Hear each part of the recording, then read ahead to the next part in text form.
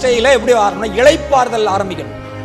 ஒரே ஓட்டம், ஒரே கவலை, கண்ணீர், வேதனைங்கிறதுல நீங்க நினைச்ச கூடாது, உங்க வாழ்க்கை ஆரம்பிக்க கூடாது. ஆகவே இளைப்பாறுதல் தான் நமக்கு வாழ்க்கையினுடைய ஆரம்பம். அதே போலதான் எபிரேயர் நிருபத்தில் கூட நீங்க வாசிப்பீங்க, அவர்கள் அந்த இளைப்பாறுதலில் பிரவேசிக்கவில்லை அப்படிங்கிற. யாரு? பழைய ஏற்பாட்டில் உள்ளவங்களாம் இளைப்பாறுதலில் பிரவேசிக்கலையா?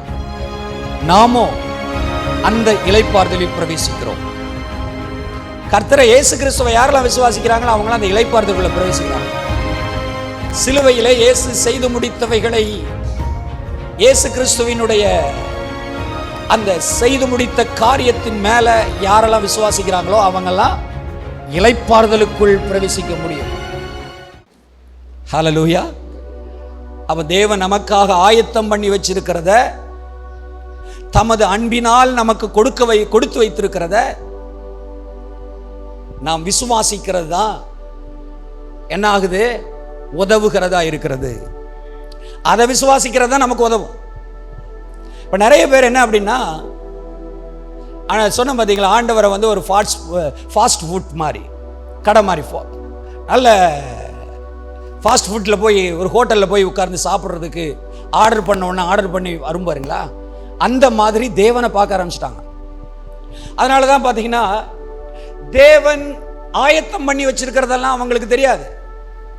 அவங்க ஆண்டவர்கிட்ட போய் ஆர்டர் பண்ணிட்டு இருப்பாங்க. ஆண்டவர் இதை செய்யும், இதை குணமாக்கும், இதை தாரும், இதை செய்யும், இப்படி ஆர்டர் போட்டுட்டே இருப்பாங்க.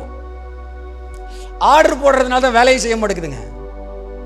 ஏன் அப்படின்னா, அவர் ஆயத்தம் பண்ணி வச்சிருக்கிறத சாப்பிட்டு பழகு, ஆயத்தம் பண்ணி இருக்கிறத நீ என்ன செய், அனுபவி.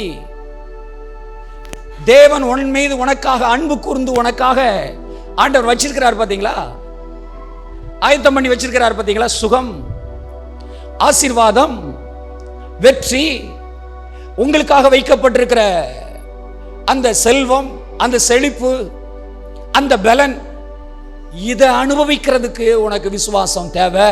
அதை தான் என்ன செய்ய வேண்டும்? விசுவாசித்து அனுபவிக்க வேண்டும். விசுவாசம் எப்படி ஒர்க் ஆகுதுன்னா, நீங்க ஆண்டவரை போய் கட்டளை போடுறதுக்கு விசுவாசம் உதவாது. இப்ப நிறைய பேர் நாங்க விசுவாசத்துல தான் நாங்க அதை செய்யறோம், விசுவாசத்துல தான் பண்றோம், விசுவாசத்துல நாங்க ஜெபிக்கிறோம். நீங்க விசுவாசத்துல எதை ஜெபிக்கிறீங்க அப்படின்னா, விசுவாசத்துல ஆண்டவரையே ஏக்குகிற மாதிரி விசுவாசிக்கிறீங்க. நீங்க ஆண்டவரை ஏக்குவதற்கோ செயல்படுத்துவதற்கோ அவரை கிரியை செய்ய வைக்கிறதுக்கோ விசுவாசம் ஒர்க் அவுட் ஆகாது. கவனிக்கிறீங்களா? ஆண்டவர் செய்து வைத்தவைகளை அனுபவிப்பதற்குத்தான் விசுவாசம் உதவும். அதனாலதான் நம்மெல்லாம் விசுவாசத்தை, அன்பினால் கிரியை செய்கிற விசுவாசத்தை பிடித்துக் கொள்ள வேண்டும். அதுதான் உதவும். அது என்ன? இயேசு நமக்காக ஆயத்தம் பண்ணி வைத்திருக்கிறார். அது நாம் ஒவ்வொருவரும் அனுபவிக்க விதமாக, அதை பெற்றுக்கொள்ளும் விதமாக நாம் அதை எடுத்துக்கொள்கிறோம். ஆமென். போன வாரம் நாங்கள் ஒரு வீட்டுக்கு போனோம். அவங்க பெட்டில் இருக்கிறாங்க. டாக்டர்லாம் அதில் அவங்கள கைவிட்டுட்டாங்க. வீட்டில் உட்கார்ந்து துடிச்சிட்டு இருக்கிறாங்க, வலி வேதனையில் துடிச்சிட்டு இருக்கிறாங்க. இப்போ எங்களை கூப்பிட்டாங்க, நாங்கள் போனோம். அவங்ககிட்ட நாங்கள் பேசிகிட்டு இருக்கும்போதே சொன்னாங்க, ஜெபிக்கிற நேரத்தில் என்னை வந்து பரலோகத்துக்கு எடுத்துகிட்டு போகிறதுக்கு ஜெபம் பண்ணுங்க அப்படின்னு சொன்னாங்க.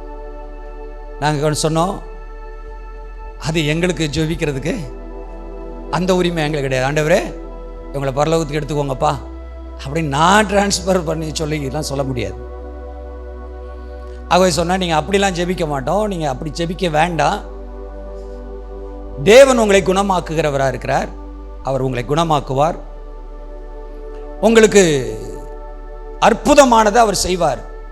நீங்கள் எழுந்து நடப்பீங்க, நீங்கள் ஆசீர்வாதமாக இருப்பீங்க, மறுபடியும் நீங்கள் நன்மையை பார்ப்பீங்க அப்படின்னா அவங்களுக்கு விசுவாசத்தை பற்றி சொல்லி தேவன் செய்து முடித்ததை நாங்கள் அவங்களுக்கு விசுவாசமாக அறிக்கை பண்ணோம். அருமையானவர்களே, பாருங்க, இந்த ஒரு வாரத்தில் அவங்களுடைய சரீரத்தில் இருக்கிற எல்லா வலி வேதனையும் மாற ஆரம்பிச்சிருச்சு. டாக்டர் கைவிட்டவங்க வேதனையில் துடிச்சிட்டு இருக்கிறாங்க. ஆனால் அன்றைக்கு இயேசு சிலுவையில் செய்து முடித்ததை சொல்லி அவர்களுக்கு அதை விசுவாசத்துக்குள்ள கொண்டு போய் அறிக்கை பண்ணி அந்த அன்பை சொல்லி கொடுத்தப்போ அவங்க சரீரத்தில் இருக்கிற வியாதியினுடைய வேதனை எல்லாம் மாறி போயிடுச்சு. ஒரு 2-3 நாளுக்கு அப்புறம் பாஸ்டர் அம்மா ஃபோன் பண்ணி கேட்டா அப்படி உற்சாகமாக பதில் சொல்கிறாங்க, நல்லா இருக்கிறேன் அப்படின்னு சொல்கிறாங்க. ராமேன் சொல்லுங்க பார்க்கலாம். இது எதில் வர்ற சுகம் அப்படின்னா, ஆயத்தம் பண்ணி வைத்திருக்கிறது மேல் வைக்கிற விசுவாசம். ஏன்னா தேவன் நம் மீது அன்பு கூர்ந்து நமக்காக ஆயத்தம் பண்ணி வச்சிருக்கிறார். சுகம் உங்களுக்காக ஆயத்தம் பண்ண வைக்கப்பட்டிருக்கிறது. ஆரோக்கியம் உங்களுக்காக ஆயத்தம் பண்ணப்பட்டிருக்கிறது. ஐஸ்வர்யம் உங்களுக்காக ஆயத்தம் பண்ணப்பட்டிருக்கிறது. அப்ப விசுவாசம் எப்போ ஒர்க் அவுட் ஆகும்? விசுவாசம் எப்படி உதவும்? அது அன்பினால் கிரியை செய்கிற விசுவாசம் தான் உங்களுக்கு உதவும். அப்ப தேவன் உங்கள் மேல வச்சிருக்கிற அன்பை பற்றி நீங்கள் நன்றாய் படித்துக் கொள்ள வேண்டும். ஆமென், ஹல்லேலூயா. மழையை மாத்தி பழகுங்க, என்ன கடலை நிப்பாட்டி அமைதலா இருக்க சொல்லி பழகுங்க, காற்று அமைதலா நிற்க சொல்லி பழகுங்க, வியாதிய போன்னு சொல்லி பழகுங்க. அதுக்கு இல்லாம நீங்க ஆண்டவரை போய் விசுவாசிக்கிறேன்னு சொல்லிட்டு ஆண்டவர்கிட்ட போயிட்டு ஆண்டவரை இதை செய்யுங்க அதை செய்யுங்கன்னு சொல்றதுனால அது மாறுறதில்லை. ஏன்னா உங்களுக்கு ஆண்டவர் அதிகாரத்தை கொடுத்துக்கிறார். மோசை காலத்திலிருந்து அப்படிதாங்க, மோசை காலத்திலிருந்து அப்படிதான் ஆண்டவர் செய்யறாரு. மோசை வந்து கடல் பக்கத்துல, செங்கடல் பக்கத்துல வந்து நின்றுட்டு, ஆண்டவரே பார்வோன் ராஜாவும் அவனுடைய சேனையை வந்து எங்களை கொல்றதுக்கு வருது, நாங்க என்ன பண்றதுன்னு அழுறாரு. கையில ஆண்டவர் கோலை வச்சிருக்கிறாரு. அதை வச்சுதான் எகிப்துல தண்ணிய ரத்தமா மாத்தினாரு, புழுதியில அடிச்சு பேனா மாத்தினாரு. என்னென்ன அற்புதம்லாம் நடக்கணும் அதெல்லாம் நடத்துனது எகிப்துல. இதெல்லாம் இந்த கோலை வச்சுதான். அதை வச்சு ஏதாவது செஞ்சிருக்கணும். ஆனா ஆண்டவர்கிட்ட வந்து விழுறாரு. ஆனால் மோசையை பார்த்து ஆண்டவர் சொல்றாரு, எப்பா என் பக்கமா பார்க்க, என்ன பார்த்து நிற்கிற நீ இனி கடலை பார்த்து நில்லுப்பா அப்படிங்கிறார். கடலை பார்த்து நின்று அதை பார்த்து நீட்டு, கையை நீட்டு அப்படி சொன்ன உடனே மோசை நீட்டுறாரு, செங்கடல் 2ஆய் பிளக்கிறது. இதான் நம்ம பழக வேண்டியதுங்க, பழக வேண்டியது. கர்த்தர் உங்க கூட அன்பா இருக்கிறார், கர்த்தர் உங்க கூட இருக்கிறார். நீங்க ஒரு புது சிருஷ்டி, நீங்கள் தேவனுடைய பிள்ளை, தேவ ஆவியானவர் உங்க கூட இருக்கிறார். தேவன் என் மேல வச்சிருக்கிற அன்பை ஒரு நாளும் குறைத்து விடவில்லை. எப்பொழுதுமே தேவன் என் கூட அன்பா தான் இருக்கிறார். இந்த அறிவு பூர்வமான புரிந்து கொள்ளுதல் உங்க விசுவாசத்தை எப்படி மாத்துது தெரியுதா? சூழ்நிலைகளை பார்த்து, சூழ்நிலைகள் இருக்கிறத பார்த்து பேச சொல்லி பேச விசுவாசம் ஆரம்பிச்சிருது. ஹலோ, ஆமென். அப்போ உங்களுடைய ஜெபம் சக்சஸா மாறணும்னா நீங்க என்ன பண்ணுங்க? ஆண்டவர் ஆயத்தம் பண்ணி வச்சிருக்கிறத பெற்றுக்கொண்டதாக, ஆண்டவர் உங்களுக்கான சுகத்தை எப்படி பெறணுமோ அப்படி விசுவாசமா பெற்றுக்கொள்ளும் போது அது உங்களுக்கு எப்படி ஆகுது? ஜெபம் எல்லாம் நன்மையா மாறுது. ஜெபம் நன்மையாய் மாறும். ஆமென் சொல்லுங்க பார்க்கலாம். ஹல்லேலூயா. ஆமா, உங்களுடைய விசுவாசம் எதில் இருக்கணும்னா அவர் ஆயத்தம் பண்ணி வச்சிருக்கிறதுல இருக்கணும். அப்பந்தான் அந்த விசுவாசமே வேலை செய்யும். சந்தோஷப்படுறீங்களா? ஹல்லேலூயா. ஆகவே தேவன் உங்களை சோதிக்கிறார் அப்படிங்கிற மாதிரியான, தீமையினால சோதிக்கிறார் அப்படின்னு நீங்க என்ன செய்யக்கூடாது? நம்பக்கூடாது. ஏன்னா தேவன் உங்களிடத்தில் அன்பாய் இருக்கும்போது தீமையை கொடுப்பாரா? ஆண்டவர் சொல்றார்ல, மீனை கேட்டால் பாம்பை கொடுப்பாரோ? கொடுக்க மாட்டார்ல. நல்லா தெரியுதுல. அப்போ எப்படி உங்களுக்கு, நீங்க நல்லதுக்காக ஜெபம் பண்ணும்போது தீமையை கொடுப்பார்? இதெல்லாம் பார்த்தீங்கன்னா பிசாசு நமக்கு இப்படிப்பட்ட மைண்டை போட்டு விடுறோம் பாருங்க. நல்ல தகப்பன் தன் பிள்ளைக்கு நல்லதுதான் அருள்வாருங்கிறது எல்லாருக்கும் தெரிஞ்ச காரியம், எல்லாருக்கும் தெரிஞ்ச காரியம். ஆனால் அதை மதிமயங்க வச்சு, ஆனா தேவன் மட்டும் நாம ஜெபிக்கும் போதெல்லாம் நமக்கு தீமையை அல்லது நமக்கு சாதகமானதை ஒன்றும் செய்ய மாட்டார் அப்படின்னு சிலர் அறிவு. நான் ஜெபிச்சு தான் பார்க்குறேன், ஆனால் எனக்கு மட்டும் ஆண்டவர் நல்லதே செய்யறதில்லை. எங்க வீட்டில் மட்டும் எப்போதும் கெட்டதே நடக்குது. எங்க வீட்டில் மட்டும் தேவன் ஒரு காரியம் கூட நன்மையா செய்யலை. இப்படி நிறைய பேர் சொல்லிட்டு இருக்கிறாங்க. காரணம், நான் ஆராதனையில் சொன்ன மாதிரி 1000 நன்மைகளை ஆண்டவர் செஞ்சிருக்கிறார். அதெல்லாம் அவங்களுக்கு கண்ணிலே படாது. ஒரு சின்ன காரியம் நடந்திருக்கும் பார்த்தீங்களா, ஒரு தீமை இருந்திருக்கும், அதை கொண்டு வந்து அது தேவன் செய்தார் அப்படின்னு பெருசாக காமிச்சிட்டு இருப்பாங்க. இந்த மீடியாவெல்லாம் பார்த்துருக்கீங்களா, ஒரு சின்னதை பெருசாக காமிப்பாங்க, பெருசை சின்னதாக காமிப்பாங்க. கொரோனாவெல்லாம் எப்படி காமிச்சாங்க? முதல்ல கொரோனா வந்தப்போ அப்படியே பஸ் ஸ்டாப்பில் நின்றுட்டு இருப்பாங்க, அப்படியே செத்து அப்படி கீழே விழுற மாதிரி, அப்படியே உட்கார்ந்துட்டு இருக்கிற மாதிரி செத்து மடி கீழே விழுற மாதிரி, சேரில் அப்படியே இருப்பாங்க, அப்படியே விழுவாங்க. இதெல்லாம் அப்படியே டிவியில் காமிச்ச உடனே எல்லாரும் ஐயோ இப்படி ஒரு வியாதியா அப்படின்னு அவ்வளவு பயம். ஆனால் அது உண்மையிலே எங்கேயோ ஒரு சினிமாவில் நடந்த ஒரு காட்சியை எடுத்து கொரோனாவுக்கு போட்டு விட்டாங்க. அது கொரோனாவில் நடந்ததில்லை, ஆனால் கொரோனான்னு போட்டு விட்டாங்க பாருங்க. எல்லாருக்கும் பயம், என்னால இப்படிலாம் ஒரு வியாதி வந்திருக்குதா, அப்போ இயேசு சீக்கிரம் வரப்போறாரு அப்படின்னு நான் நினச்சிட்டு இருந்தேன். ஏன்னா அது நம்ம இங்கே சாவக்கூடாது, பறக்கலாம் செய்யணும் அப்படின்னு சொல்லிட்டு நாளா இயேசு அப்போ சீக்கிரம் வந்துடுவார் அப்படின்னு அப்படி ஒரு விசுவாசம் எனக்குள்ள வந்துச்சு பாருங்க. இந்த வியாதியில் சாகிறதுக்கு முன்னாடி நம்ம பரலோகம் போயிடுவோம் அப்படின்ட்டு. ஆனால் கவுனிங்க, அடுத்த ஒரு லாக்டவுன் வந்துச்சு பார்த்தீங்களா, அந்த லாக்டவுன் எல்லாம் யாருக்குமே பயம் கிடையாது. முதல் லாக்டவுனில் எல்லாருமே வீட்டுக்குள்ளே இருந்தாங்க, ஆனால் 2வது லாக்டவுனில் எல்லாரும் வெளியில் தான் இருந்தாங்க. அவங்க பாட்டுக்கு போவாங்க. அவங்க கவனிங்க, அப்போ இந்த ஒரு சின்ன காரியத்தை பெருசாக எடுத்து பேசிட்டு இருப்பாங்க நிறைய பேர். இந்த கதை தான் ஆண்டவர் கொஞ்சம் யோசித்து பார்த்தீங்கன்னா ஒவ்வொரு நாளுமே உங்களுக்கு ஆயிரக்கணக்கான நன்மைகள் அவர் செஞ்சுட்டு இருக்கிறார். விசுவாசிக்கிறீங்களா? ஆமென். ஆகவேதான் கர்த்தருடைய பிள்ளைகளே கவனிங்க, ஒரு சின்ன காரியத்தை பெருசா பேசிட்டு இருக்காதீங்க. 100ல் 1 கூட உங்களுக்கு தீமையானதை கர்த்தர் செய்யவே இல்லை. 100க்கு 100 நல்லதை செய்கிறவர். ஆமென். ஆமா, 100க்கு 100 அவர் அப்படியே செய்கிறார். ஆகவே ஒவ்வொரு கர்த்தருடைய பிள்ளைகளும் தேவன் என் மேல அன்பா இருக்கிறார் என்கிறதை விசுவாசிக்கும் போது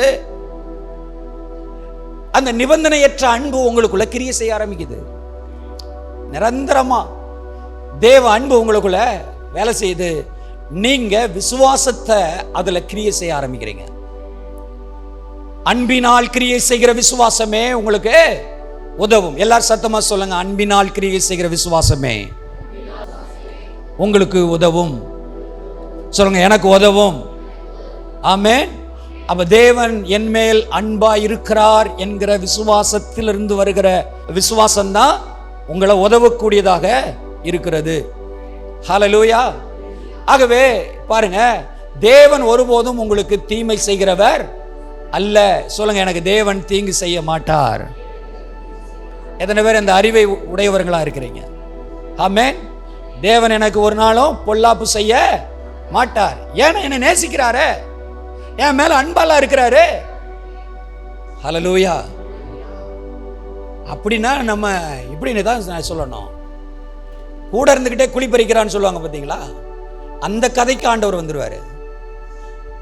உங்க கூட இருந்து உங்களுக்கு அன்பு காட்டுறேன், நேசிக்கிறேன்னு சொல்ல அவர் ஒரு தீங்கை செய்வார் என்றால் உண்மையாகவே அவரை கூட இருந்து குழி பறிக்கிறவராக தான் சொல்லணும்.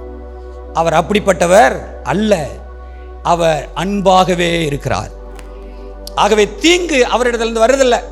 பாருங்க, ஒரு வசனத்தை வாசிப்போம். யாக்கோபு 1வது அதிகாரம் 13வது வசனத்தை பாருங்க. சோதிக்கப்படுகிற எவனும் நான் தேவனால் சோதிக்கப்படுகிறேன் என்று பாருங்க, இப்படி சொல்லக்கூடாதுன்னு யாக்கோபு சொல்றார். எல்லாரும் புரிஞ்சுக்கோங்க. சோதிக்கப்படுகிற எவனும் நான் தேவனால் சோதிக்கப்படுகிறேன். என்று சொல்லாதிருப்பானாக. எல்லாரும் சொல்லுங்க, நான் இன்னும் சொல்ல மாட்டேன். ஆமென். ஏனென்றால் அவர் எவடையா தேவன் பொல்லாங்கினால் சோதிக்கிறவர் அல்ல. உங்களுக்கு ஒரு பெரிய பொல்லாங்க கொடுத்து நான் என்ன கர்த்தர் சோதித்தார், இதுல இருந்து நான் நல்ல நிறைய காரியத்தை கற்றுக்கிட்டேன் இல்லைங்க. யாக்கோபு சொல்றாரு, இப்படி நீ சொல்லாதிருப்பாயாக, நீ சொல்லக்கூடாது, அது அப்படி கிடையவே கிடையாது. நீ சொல்ற மாதிரி தேவன் பொல்லாங்கினால் சோதிக்கிறவர் அல்ல, அதனால் நீ இப்படி சொல்லாத அப்படிங்கிறாரு. அப்ப இதுக்கு மேலே நீ சொன்னீங்கன்னா எப்படி நடக்கும் பாருங்க. எப்படிலாம் நீங்க சொல்லி மறுபடி சோதனை வாங்காதீங்க. அவர் சோதிக்கிறவர் அல்ல, பிசாசு தான் பொல்லாங்கினால் சோதிக்கிறவன். ஏன் அவன் பொல்லாங்கன், அவன் தான். பிசாசு தான் பொல்லாங்க செய்வான். பொல்லாங்க கர்த்தரை செய்வார்னா அவருக்கும் பிசாசுக்கு என்னங்க வித்தியாசம் இருக்கு? கொஞ்சம் யோசித்து பாருங்க. அதனால பொல்லாங்கினால் கர்த்தர் சோதிக்கிறவர் அல்ல, அப்படி நீ சொல்லாத அப்படின்னு சொல்லிட்டு சொல்ற. தேவன் பொல்லாங்கினால் சோதிக்கிறவர் அல்ல, ஒருவனையும் அவர் சோதிக்கிறவரும் அல்ல. எவ்வளவு தெளிவா சொல்றார், ஒருவனையும் அவர் சோதிக்கிறவர் அல்ல பொல்லாங்கினால். அடுத்த பாருங்க, இன்னொரு வசனத்தை பாருங்க, 17வது வசனம் பாருங்க. அதுக்கு அடுத்த வசனத்தை நம்ம வாசிக்கிறோம். முதல் வசனத்தை, என் பிரியமான சகோதரரே, ஆமா இந்த காரியத்தில் மோசம் போயிடாதீங்க அப்படிங்கிறார். கவனிக்கிறீங்களா? எல்லாரும் சொல்ற மாதிரி நீங்களும் சொல்லிட்டு இருக்காதீங்க. இந்த ஆவியானவர் இந்த நேரத்தில் உங்களோடு பேசுறாரு. ஒருவேளை அடுத்தவன் யாராவது சொல்லிட்டு போட்டோம், அவன் சொல்றதுக்காக நான் சொல்லணுங்கிற அவசியம் கிடையாது. நீங்க அப்படி சொல்லி பழகாதீங்க. தேவன் உங்களை பொல்லாங்கினால் சோதிக்கிறவர் அல்ல, சோதிக்கிறவன் கர்த்தர் என்னை சோதிக்கிறார் என்று சொல்லாதிருப்பானாக. நீ சொல்லாத அப்படிங்கிறார். அப்படி சொல்லி மோசம் போயிடாத. பிரியமான சகோதரே, மோசம் போகாதிருங்கள். இங்க இருக்கிற அத்தனை பேருக்கும் கர்த்தர் நல்லவர். ஆமென். இங்க இருக்கிற எல்லாரையும் கர்த்தர் நேசிக்கிறார். எல்லாரும் மேலையும் தேவனுடைய அன்பு பூரணமாய் விளங்குகிறது. வேதம் சொல்லுகிறது, அன்பு பூரணப்படும் போது, தேவ அன்பு நமக்குள்ள இருக்கிறது பூரணப்படும் போது பாருங்க, நமக்கு அன்பு பூரணப்படுறதுனால பயம் நம்மளை விட்டு புறம்பே போயிருமா, அது துற போயிருமா. அன்பு பயத்தை புறம்பே தள்ளும், பயத்தை தள்ளிருங்க. நம்ம பயமே பாதி நமக்கு என்ன செஞ்சிருது, தீமையை கொண்டு வந்துருது. அதனால அப்படி இல்லை. நீங்க தயவு செய்து இந்த காரியத்தில் கவனமா இருக்கணும். உலகத்தில் இருக்கிறவங்க அல்லது யாராவது எதையாவது ஒரு வசனத்தை பிடிச்சி வச்சுக்கிட்டு இந்த பாருங்க அந்த பாருங்க அப்படின்னு சொல்லிட்டு இருக்கட்டும். ஆனா நீங்களும் நானும் கர்த்தருடைய பிள்ளை. நான் ஒரு தேவனுடைய பிள்ளை, நான் செல்ல பிள்ளை, நான் ஒரு அவருடைய சுதந்திரன், அவருடைய புத்திரன். ஆகவே அவர் என்னை பொல்லாங்கினால் சோதிக்கிறவர் அல்ல. ஆமென், ஹல்லேலூயா. ஆமா, அப்படியே நீங்க விசுவாசிக்காம நீங்க தப்பு தண்டா பண்ணிட்டு அதை ஆண்டவர் பேர்ல சாக்கு போடக்கூடாது. தப்பு தண்டா பண்ணாலே அது பிசாசு உங்களுக்குள்ள பிரச்சனையை கொண்டு வருவான். ஆமென் சொல்லுங்க பார்க்கலாம். ஆமா, பிரச்சனையை கொண்டு வருவது பிசாசு. பிரச்சனை வீட்டில் குழப்பத்தை கொண்டு வருவது பிசாசு. பிரச்சனைகளையும் அழிவையும் கொண்டு வருவது பிசாசு. காரணம், அதற்கு நீங்க வழி திறந்திருந்ததுனால அது நடக்கலாம். ஆனால் கர்த்தர் ஒருபோதும் பொல்லாங்கினால் சோதிக்கிறவர் அல்ல. அதனால இங்க இருக்கிற தெளிவா புரிஞ்சுக்கோங்க, நீங்கள் மோசம் போகாதிருங்கள். ஏன் அடுத்த வசனம் சொல்லுது, நன்மையான எந்த வரமும் பூர்ணமான எந்த வரமும் பரத்திலிருந்து உண்டாகி ஜோதிகளின் பிதாவின் இடத்திலிருந்து இறங்கி வருது. அல்லேலூயா. ஆமென் சொல்றீங்களா? உங்களுக்கு எங்க இருந்து என்ன வருதான்? நன்மையான எந்தையும் பூரணமான எந்த வரமும் பரத்திலிருந்து இறங்கி ஜோதிகளின் பிதாவின் இடத்திலிருந்து இறங்கி வருகிறது. அவரிடத்தில் யாதொரு மாறுதலும் யாதொரு வேற்றுமையின் நிழலும் இல்லை. ஆமென். இதுல எந்த சந்தேகமும் இல்லை. இதுல எந்த ஒரு தப்பு தண்டாவும் நடக்க போறது இல்லை. ஹலோ, கவனிக்கிறீங்களா?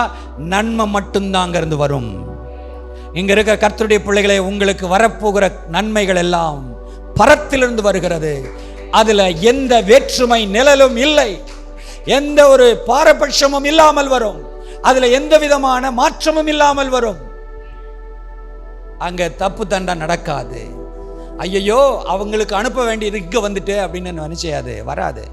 இங்க வருவதெல்லாம் பரத்திலிருந்து நன்மைகளே வரும். ஹல்லேலூயா. ஏன்? தேவன் என் மேல அன்பா இருக்கிறார். தேவன் என் மேல அன்பா இருக்கிறார். இந்த ஒன்று உங்க வாழ்க்கையில நிறைய பிரச்சனைகளுக்கு முடிவாகாது. தேவன் அன்பா இருக்கிறார் என்பதனால எனக்கு வர வேண்டிய நன்மைகள் எல்லாம் எனக்கு வருது. எனக்கு வேண்டிய சகல ஆயத்தம் பண்ணி இருக்கிறது எனக்கு பரத்திலிருந்தே வந்துட்டு இருக்குது. அதெல்லாம் அப்படி கொடுக்கப்பட்டு இருக்கிறது. எப்போ நீங்க சொல்றீங்களோ அப்போ வந்துட்டே இருக்கும், வந்துட்டே இருக்கும், ஃப்ரெஷ்ஷா வந்துட்டு இருக்கும். ஹல்லேலூயா. அதை கர்த்தர் உங்களுக்குள்ள கொடுத்திருக்கிறார். விசுவாசிக்கிறீங்களா? நம்ம எல்லாரும் எழுந்திருப்போம். ஓ தேங்க்யூ லார்ட். எல்லாரும் அப்படியே ஜெபிப்போமா? காக்கும் வல்ல தேவன் உண்டனக்கு, உண்டனக்கு, உண்டனக்கு. காக்கும் வல்ல தேவன் உண்டனக்கு, காத்திடுவா என்றுமே. அவரை கைகளை தட்டி காத்திடுவார். சொல்ல, என்ன வந்தாலும் என்னை காக்கிறவர். சொல்லுங்க, என்ன வந்தாலும், யார் கைவிட்டாலும், யார் என்னை நேசிக்காமல் போனாலும், எந்த துன்பங்கள் வந்தாலும் அவர் என்னை கைவிடுவதில்லை. அவர் கைவிட மாட்டார். அவருடைய அன்பு தணியாத, எதுவும் என்னை அவருடைய அன்பிலிருந்து பிரிக்காதே.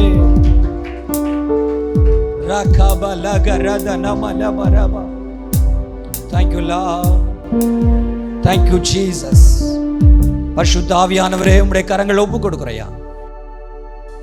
நாங்க உங்க பிள்ளைங்க, எங்களுக்கு எல்லாம் நன்மையாய் செய்வீர். அன்பினால் உதவி செய்கிற, அன்பினால் கிரியை செய்கிற அந்த விசுவாசம் எங்களுக்குள்ள உருவாக்கப்பட்டிருக்கிறது. நீர் எங்கள் மேல் வைத்த அன்பினால் வருகிற விசுவாசத்தை நாங்கள் ஆண்டவரே இந்த நாட்களிலே மலைகளை பெருக்கத்தக்க விதமாய், எதையும் ஜெயிக்கிற விதமாய் இந்த விசுவாசத்தை எங்களுக்குள்ள உருவாக்கி கொடுத்ததுக்காய் ஸ்தோத்திரம். உம்முடைய கரங்களை எல்லாம் ஒப்புக் கொடுக்கிறோம். இயேசுவின் இனிய நாமத்தில் ஜெபிக்கிறோம் நல்ல பிதாவே.